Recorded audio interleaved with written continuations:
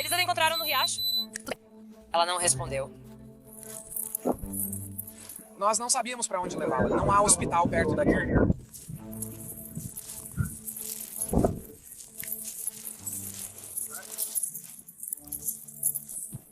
Novos documentos do Departamento de Segurança Infantil do Arizona mostram detalhes assustadores de uma década que levaram à morte de Rebecca Batiste, de 10 anos. Isso levanta dúvidas sobre o que mais poderia ter sido feito para proteger essa menina, segundo os promotores, vítima de terrível tortura. Vamos analisar os vários relatórios e explicar como tudo terminou dessa forma. E faremos isso com um ex-promotor de casos de abuso infantil que conhece bem o sistema. Bem-vindo ao Sidebar da Law and Crime, sou Jesse Weber. Estamos acompanhando essa história horrível da menina de 10 anos do Arizona, Rebecca Batiste, cuja vida terminou após o que os promotores descreveram como um abuso prolongado e talvez um dos piores que já documentamos aqui no Law and Crime Sidebar.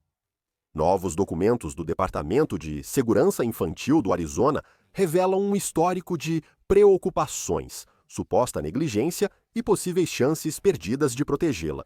Após ouvir isso, talvez você argumente e se sinta assim, algo que dura mais de uma década. Segundo relatórios, Rebecca e seus irmãos foram denunciados várias vezes ao Departamento de Crianças e Serviços por abuso físico, negligência e condições de vida inseguras. Muitas dessas alegações foram consideradas infundadas. Houve outras que levaram a remoções temporárias e casos de dependência, mas no final, as crianças foram devolvidas ao pai. Documentos recentes mostram que, quando Rebecca morreu, algumas investigações ainda estavam em andamento. Recebemos esses relatórios. Antes de detalhar, segue um breve resumo para quem não acompanhou o caso. Promotores afirmam que Rebecca sofreu abusos prolongados do pai, Richard Baptiste, 32, e da namorada dele, Anisha Woods, 29 anos. Ela foi encontrada inconsciente perto de um cruzamento de rodovia em 27 de julho e faleceu 3 dias depois, em 30 de julho, devido aos ferimentos. As autoridades alegam isso. Investigadores afirmam que Rebecca morava nessa casa isolada com o pai e Woods e já havia fugido várias vezes. As imagens da câmera corporal dos primeiros socorristas são muito difíceis de assistir, porque mostram um quadro sombrio do que eles encontraram nessa cena. Eles a encontraram no riacho. Ela não respondeu.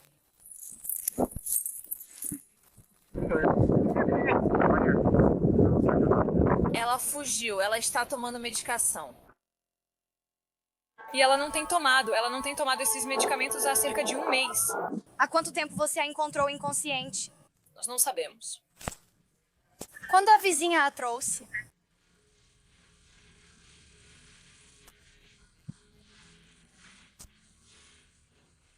Ela tinha sinais vitais ao chegar até você?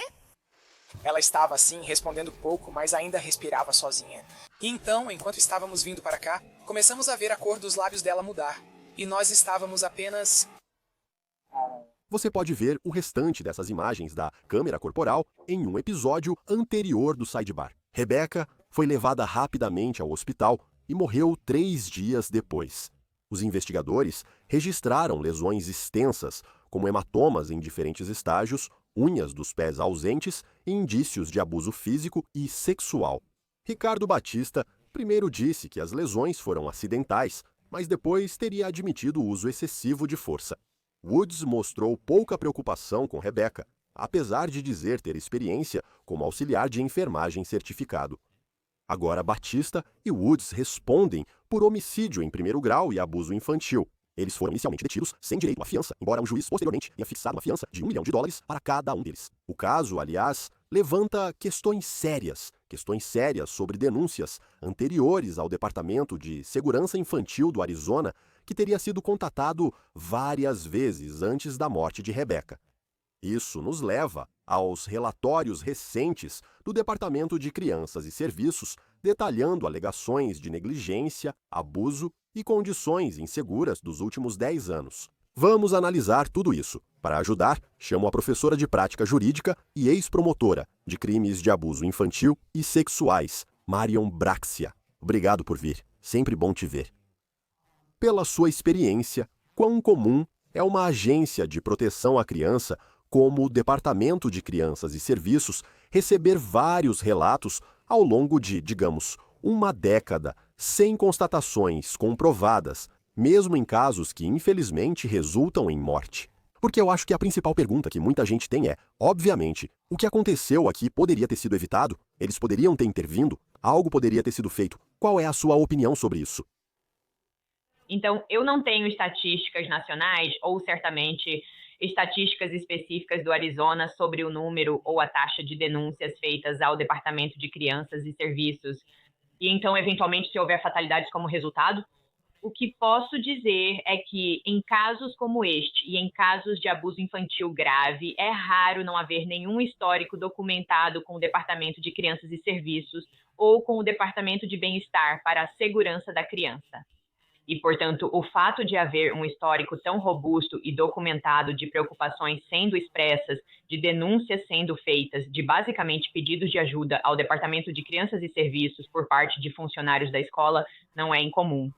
Acho que, infelizmente, o que é incomum ou singular e trágico neste caso é o fato de que, claro, houve uma fatalidade. No caso de Rebecca Baptiste, algumas alegações anteriores foram consideradas infundadas, mas outras resultaram em remoções temporárias e casos de dependência. Como devemos encarar isso? Como promotores e oficiais de bem-estar infantil devem entender constatações não fundamentadas. O que isso indica? Sim, infelizmente, isso é algo que depende da legislação. Então, isso não é necessariamente algo sobre o qual os promotores teriam qualquer influência ou autoridade para tomar decisões. Então, o Departamento de Crianças e Serviços é regulamentado por certos estatutos e por diretrizes que determinam que a remoção de uma criança de um lar ou do cuidado dos pais é um recurso de último caso. Isso é algo que só pode ser feito se houver perigo claro e iminente para a criança, se houver um risco contínuo de dano, de abuso contínuo à criança que esteja presente, que seja iminente. E, portanto, existe um padrão que precisa ser atendido para que essas alegações sejam comprovadas, não apenas pelo fato de um relatório ter sido feito. Infelizmente, nem mesmo se houver evidências de hematomas ou de lesões em processo de cicatrização, é necessário que exista um perigo atual para a criança. Segundo o Departamento da Criança e da Família, sempre que assistentes sociais foram ao local e verificaram as crianças após denúncias, não constataram perigo imediato. Claro, pode-se argumentar que com abuso contínuo a criança vive em perigo atual. E, aliás, não existe essa ideia de que você quer garantir que a família permaneça unida o máximo possível e que você não quer interferir a menos que seja absolutamente necessário, certo? Acho que essa é a filosofia por trás da diretriz. Agora quero falar sobre esse caso legal.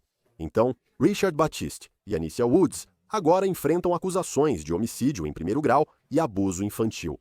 E do ponto de vista da promotoria, esses relatórios anteriores do Departamento de Crianças e Serviços, essas alegações não comprovadas, poderiam ser usados no julgamento? Eles poderiam ser usados para provar intenção, imprudência, conhecimento, seja o que for. Isso realmente poderia ser aceito? Acho que talvez. A resposta clássica de um professor de direito é depende. Então, normalmente pensamos em qualquer caso, qualquer incidente, seja no tribunal criminal processando alguém ou no tribunal civil, onde dois cidadãos privados estão processando um ao outro. Vemos esses casos como específicos, como este incidente. Não queremos ir a todos os lugares do mundo para falar de outros incidentes. Isso é chamado evidência de outros atos. Há circunstâncias e exceções nas regras de evidência que permitem que provas de outros atos sejam consideradas pelo julgador dos fatos.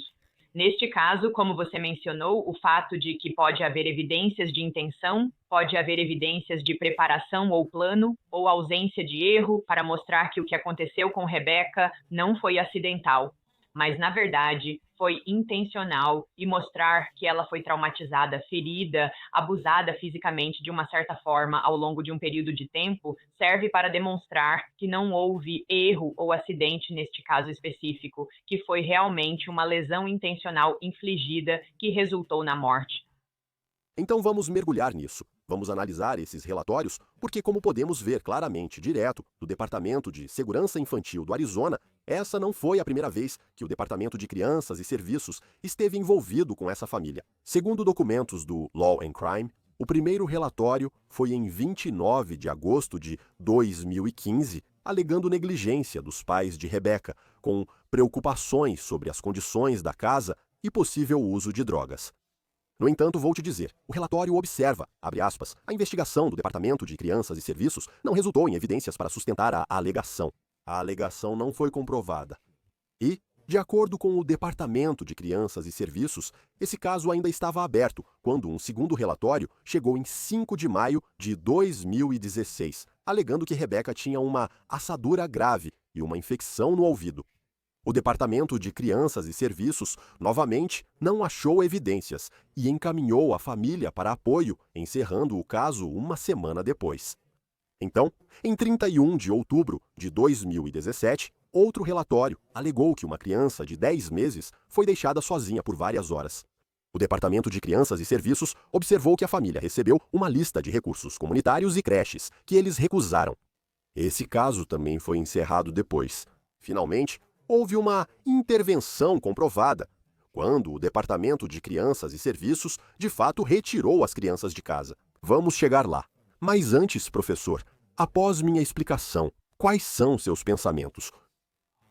Quando você vê vários relatos aqui, eu sei que eles têm limitações no que podem fazer, mas qualquer pessoa assistindo isso vai dizer: eu não entendo.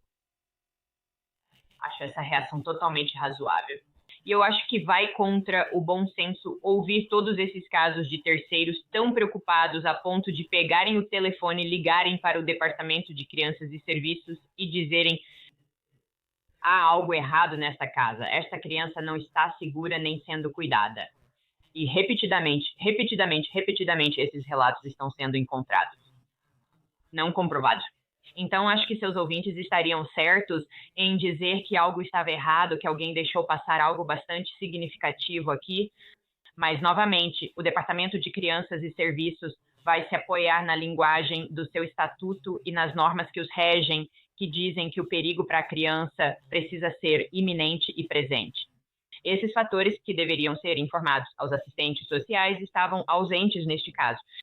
Então, depois de 4 anos de denúncias, certo, de 2015 a 2019, não houve nenhuma intervenção significativa que realmente acontecesse. Isso mudou em 14 de março de 2019, quando, segundo o relatório, Rebecca e os irmãos foram retirados de casa após acusações de que a mãe biológica expôs uma criança a substâncias na gravidez. Importante lembrar que Anícia Woods, namorada de Baptiste, não era mãe biológica de Rebecca. Uma petição de dependência foi apresentada no Tribunal do Condado de Maricopa e serviços foram oferecidos à família. Esse processo resultou em Richard Baptiste recebendo a guarda total das crianças em 2022, que foram reunidas com o pai, e os casos de dependência encerrados em 2023 e 2024. Agora estamos realmente falando do que acontece aqui, professor. Então, quando você tem uma intervenção comprovada, estamos falando sobre remoção. Como isso funciona exatamente, tá? O que devemos pensar sobre isso? Então, é uma intervenção de altíssimo nível. Estamos falando de retirar crianças de suas casas e de seus pais, sejam biológicos ou responsáveis legais. Certamente não é uma remoção permanente.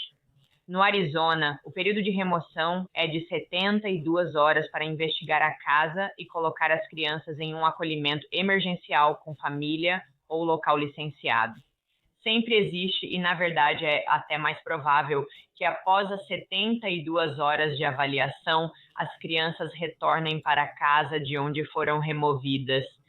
Mas se, após esse período de 72 horas, for constatado que a casa não é segura para voltar, que se as crianças fossem devolvidas, o perigo estaria presente e continuaria, então as crianças podem ser colocadas de forma mais permanente em um lar adotivo.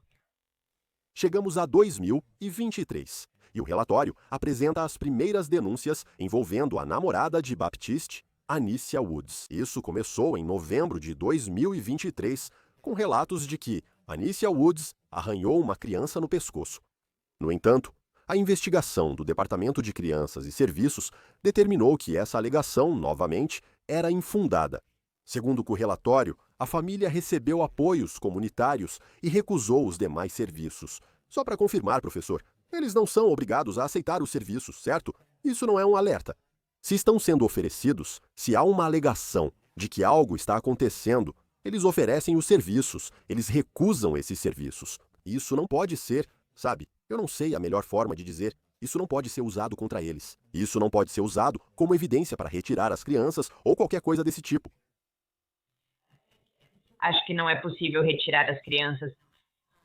Em um tribunal, durante esse processo, provavelmente poderiam mostrar que houve todas as oportunidades para aproveitar os serviços, a assistência, a ajuda, os serviços sociais que talvez fossem necessários nessa família, e eles escolheram especificamente não fazê-lo e continuar disciplinando as crianças de uma determinada maneira, ou cuidando ou deixando de cuidar das crianças de uma determinada forma.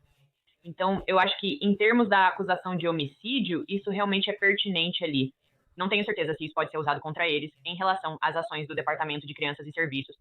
Você vai para 13 de fevereiro de 2024. O Departamento de Crianças e Serviços recebeu mais um relatório de abuso envolvendo Anícia Woods. Essa investigação também foi considerada infundada e o caso encerrado.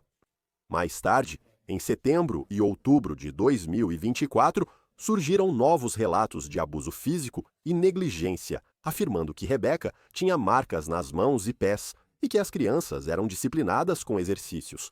Mais uma vez, o Departamento de Crianças e Serviços não encontrou evidências para apoiar as alegações. De acordo com o relatório, a investigação do Departamento de Crianças e Serviços não resultou em evidências para apoiar a alegação. As alegações foram consideradas infundadas. O caso foi encerrado em 18 de novembro de 2024.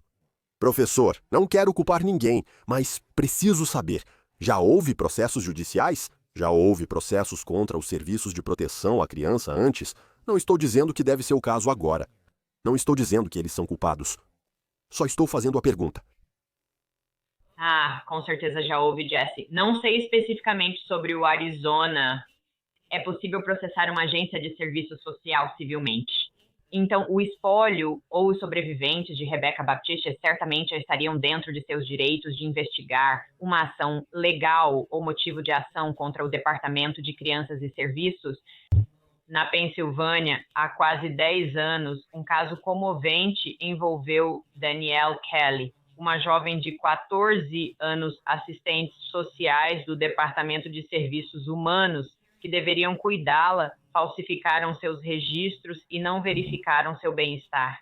Não estavam garantindo que ela estava sendo alimentada e recebendo cuidados médicos. Ela tinha 14 anos e pesava 19 quilos quando morreu. Essas duas assistentes sociais foram condenadas por homicídio culposo. É possível haver medidas civis e criminais em casos de negligência dos serviços sociais. Fico feliz que você tenha esclarecido isso. Sim, fico feliz que você tenha explicado mais sobre isso. Novamente, não estou dizendo que é isso que deveria acontecer aqui.